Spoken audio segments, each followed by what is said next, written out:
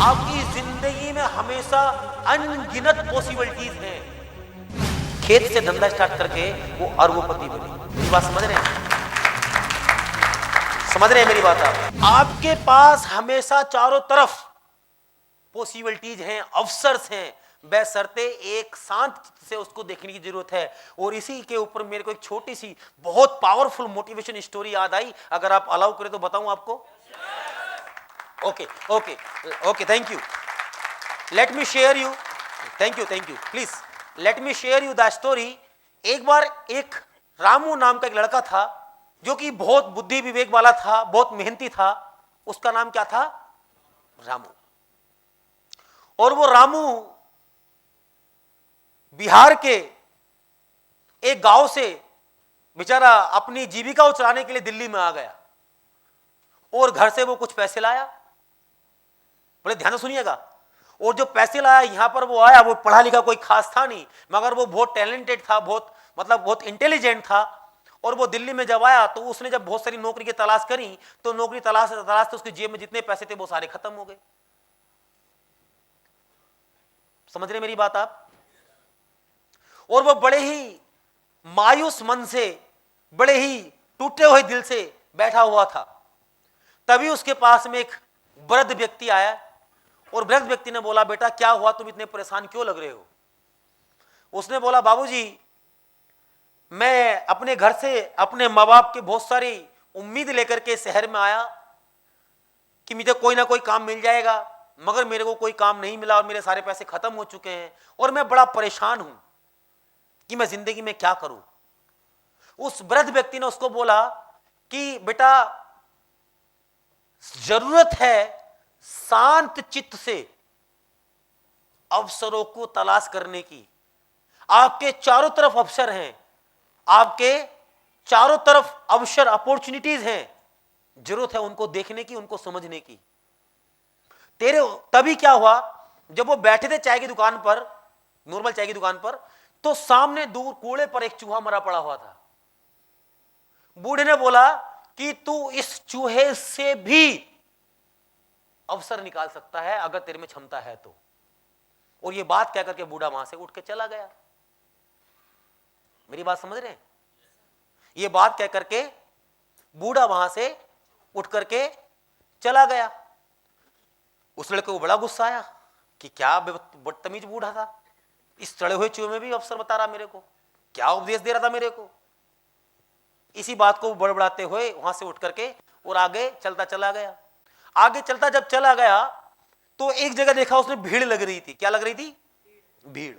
और उस भीड़ में एक सेठ जी, वो भीड़ के पास में एक झाड़ी थी और उस झाड़ी में सेठ जी कर रहे थे।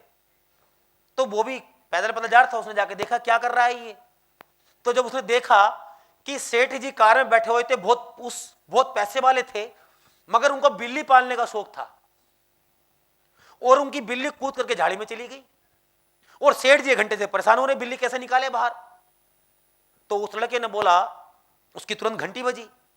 उस लड़के ने बोला, सेठ जी ये बिल्ली मैं आपको पकड़ के दे दूंगा, क्या उसके लिए अभी आपको 5000 रुपए देने पड़ेंगे? सेठ जी ने बोला, बिल्कुल पकड़ा दे दूंगा मैं, कोई दिक्कत नहीं है। लड़का भाग के गया और चूहे में रस्सी बांध करके ले आया और वो झाड़ी के बाहर चूहा फेंक दिया। बिल्ली उस चूहे को पकड़ने के लिए उसने बिल्ली को पकड़ा और सेठ जी को दे दिया। सेठ जी बड़े शॉक्ड हुए, वहां पे खड़े हुए सारे लोग क्लेप पे क्लैपिंग कर रहे, क्या बंदा है यार, क्या जबरदस्त ज्ञान है, क्या बुद्धि है। नहीं, 5000 रुपए लिए सेठ जी से उस लड़के ने, और उस लड़के ने 5000 रुपए लेकर के अपना काम स्टार्ट किया। 1 काम, 2 काम, 3 काम, 4 काम, इस तरह से वो करोड़पति इंसान बना।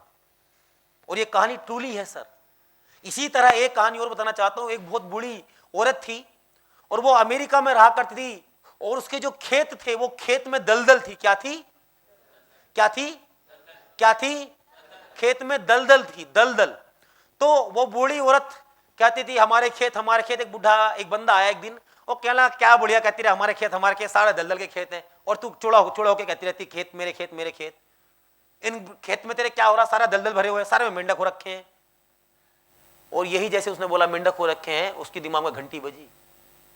उसने उसी खेत के अंदर मेंढक पालन का धंधा स्टार्ट कर दिया और मेंढक पालन करने के बाद में, क्योंकि हांगकांग और बहुत सारी कंट्रीज में मेंढक को बहुत टॉप की डिश में यूज किया जाता है, और उसी मेंढक पालन के उस खेत से धंधा स्टार्ट करके वो अरबोपति बनी।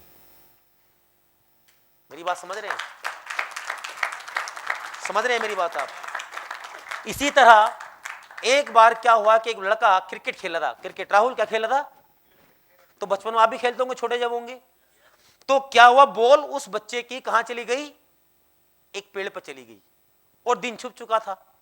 और गांव के जो लोग होंगे वो मेरी बात को समझ सकते हैं। तो गांव में जब हम खेलते थे, मम्मी हमारी भी कहती थी बेटे पेड़ सो गया, मत छुइयो इनको। आपने भी सुना है कि नहीं सुना ये? तो उसकी माँ ने बोला बेटा, जो पेड़, जब उसकी बॉल खेत पेड़ पे फंस गई, कि बेटा पेड़ सो गया होगा, अब इस पेड़ को सुबह उतार लेना। यही बात मैडम उस बच्चे के दिल में घर कर गई। क्या पेड़ भी सोते हैं? क्या पेड़ भी सोते हैं? और उस बंदे का जो नाम था जगदीश चंद्र बसु। क्या नाम था? हाँ, जगदीश। आपको कैसे पता है? पढ़िए स्टोरी। वाओ, उसका बंदे का नाम था जगदीश चंद्र बसु। और ये बहुत ट्रूली स्टोरी बता रहा हूं मैं आपको। उस जगदीश चंद्र बसु ने अपनी पूरी जिंदगी की, क्या पेड़ भी सोते हैं, इसी बात में लगा करके लगा रहा, और उसने 2 ऐसे यंत्रों का आविष्कार किया, 2 ऐसे यंत्रों का आविष्कार किया जिस यंत्रों की वजह से उसको पूरे हिस्ट्री में उसका नाम रहा। और उस यंत्र का जो नाम था, एक का नाम था फोस्कोग्राफ। एक यंत्र जो बनाया उसने, जगदीश चंद्र बसु ने क्या बनाया? फोस्कोग्राफ। फोस्कोग्राफ बेसिकली क्या है? किसी भी पेड़ की वृद्धि मापने के काम में आता है। और दूसरा उसने एक यंत्र बनाया, उसको बोलते थे रेजोनेंट। रेजोनेंट बेसिकली उस पेड़ की को चोट लगी है, कष्ट हो रहा है, उसको मेजर करने का काम में आता है। जब वो पेड़ मरता है कोई, तो वो कपकपाने लगता है। ये दोनों आविष्कार उस इंसान ने सिर्फ इस बात से करे कि उसकी मां ने उसको क्या बोल दिया? पेड़ सो रहा है।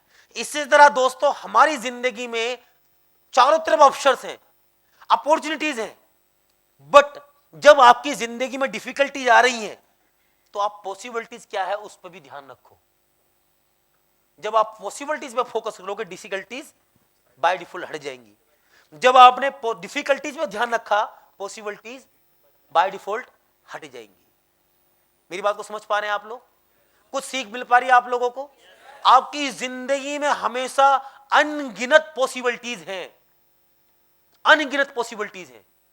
हमसे जुड़े रहने के लिए हमारे YouTube चैनल को सब्सक्राइब करें और नई वीडियो की नोटिफिकेशन के लिए बेल आइकॉन को दबाएं। अगर आप ये वीडियो Facebook पर देख रहे हैं तो लाइक जरूर करें और ज्यादा से ज्यादा शेयर करें। धन्यवाद।